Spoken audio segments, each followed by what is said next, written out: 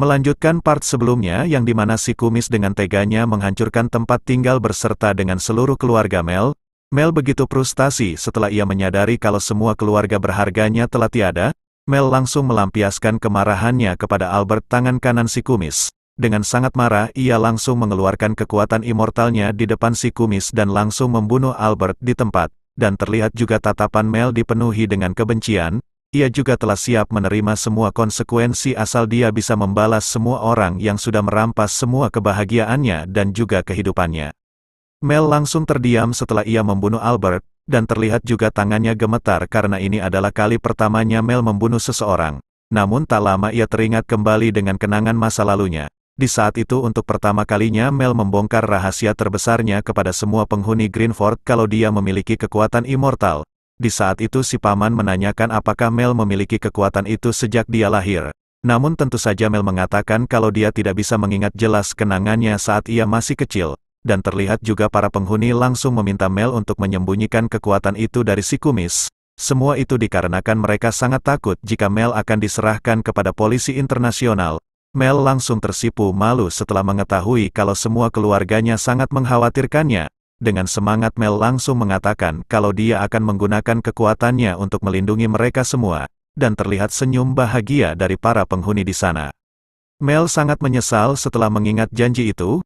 Ia terus menyalahkan dirinya karena tidak menggunakan kekuatannya sejak awal. Ia juga meminta maaf kepada keluarganya karena dia tidak bisa menepati janjinya. Beberapa saat kemudian di pos pemeriksaan pusat kota, di depan gerbang terlihat sebuah aura hitam secara perlahan mendekati gerbang.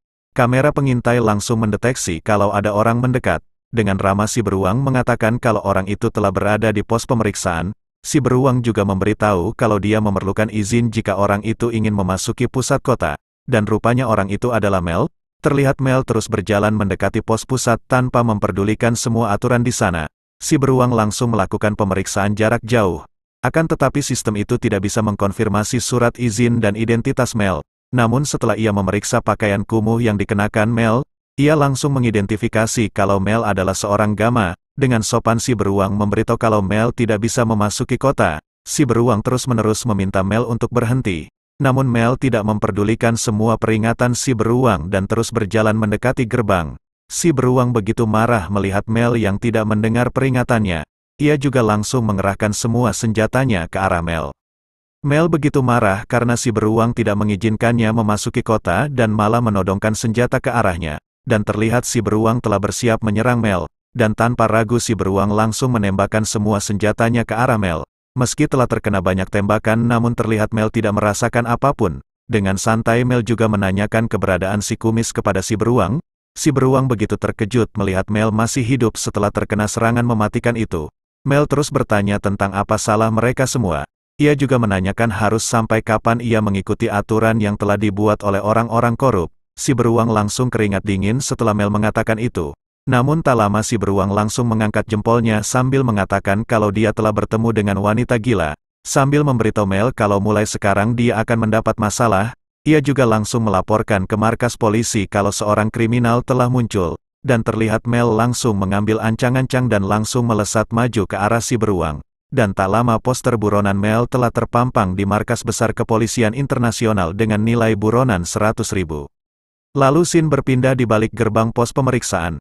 Dan terlihat beberapa orang yang terikat dengan kain yang menutupi penglihatan mereka, dan terlihat juga seseorang telah menembakkan senjatanya ke kepala seorang pria, dan rupanya aksi itu disaksikan langsung oleh beberapa orang dengan pakaian mewah.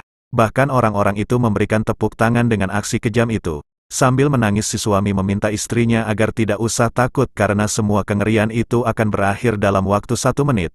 Akan tetapi di saat si istri ingin mengatakan sesuatu, tiba-tiba saja seseorang langsung menembak kepala suaminya. Orang-orang berjas itu sangat senang setelah pria itu menghabisi si suami. Mereka juga meminta si penembak untuk menghabisi si istri. Sambil gemetar ketakutan, wanita ini mengatakan kepada suaminya kalau dia sebentar lagi akan menyusulnya. Ia juga berharap suatu hari akan muncul seorang pahlawan yang merubah semua aturan yang berlaku saat ini dan berharap kalau dia akan dilahirkan kembali di saat itu tiba, yang dimana semua orang hidup setara. Tanpa ragu pria itu langsung menembak kepala si wanita. Pria itu langsung memberitahu kalau dia telah mengurus semuanya. Sambil mengangkat gelasnya si gendut mengatakan kalau hiburan seperti itulah yang dia inginkan. dan karena kaum Gama sangat mudah diculik, mereka berniat melakukan hal kejam ini lagi. Lalu seseorang dengan jas bertanya kepada si gendut, ia sangat khawatir jika aksi mereka nantinya akan diketahui oleh para polisi. Setelah mendengar itu si gendut langsung menenangkan pria itu. Ia mengatakan kalau saat ini mereka berada di pos pemeriksaan yang berarti tempat itu sangat dekat dengan daerah kumuh. Ia juga melanjutkan kalau gerbang itu sudah sangat lama tidak pernah terbuka. Semua itu dikarenakan tidak ada orang yang pernah menggunakannya. Mereka begitu tenang setelah si gendut mengatakan itu. Namun di saat mereka ingin bersulang, tiba-tiba saja gerbang itu langsung meledak, dan membuat semua orang di sana sangat terkejut. Mereka langsung berbalik dan melihat ke arah sumber ledakan itu. Dan rupanya semua itu ulah dari Mel yang memaksa masuk dengan cara menghancurkan gerbang. Setelah berada di dalam gerbang, Mel langsung menatap tajam ke arah semua orang di sana. Mereka langsung bertanya-tanya sebenarnya apa yang baru saja terjadi, dan terlihat Mel langsung melihat ke sekitarnya. Ia juga melihat banyak orang dengan pakaian mewah di sana. Namun Mel begitu terkejut setelah ia melihat banyak sekali orang-orang yang telah mati di sana. Mel langsung menunjuk ke arah mayat-mayat itu. Ia juga bertanya mengapa mereka melakukan itu dan kesalahan apa yang telah mereka buat. Si gendut begitu marah setelah Mel mengatakan itu. Ia juga mengancam Mel kalau mereka semua dilindungi oleh polisi internasional, dan dengan santainya si gendut mengatakan kalau semua yang mereka lakukan sangat wajar kalau kaum Gama dibantai. Ia juga menganggap kalau kemiskinan adalah dosa. Mel begitu kesal setelah si gendut mengatakan itu, dan secara perlahan Mel langsung mendekat ke arah perapian di sana. Bahkan saking marahnya Mel langsung menginjak perapian itu.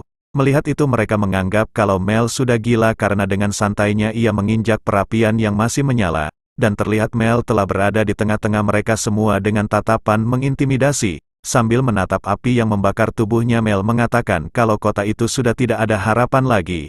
Mel langsung menunduk sambil mengangkat satu tangannya. Dengan sangat marah Mel langsung memusatkan semua kekuatan di tangan kanannya. Si gendut begitu panik melihat pancaran kekuatan milik Mel. Ia juga meminta Mel untuk berhenti.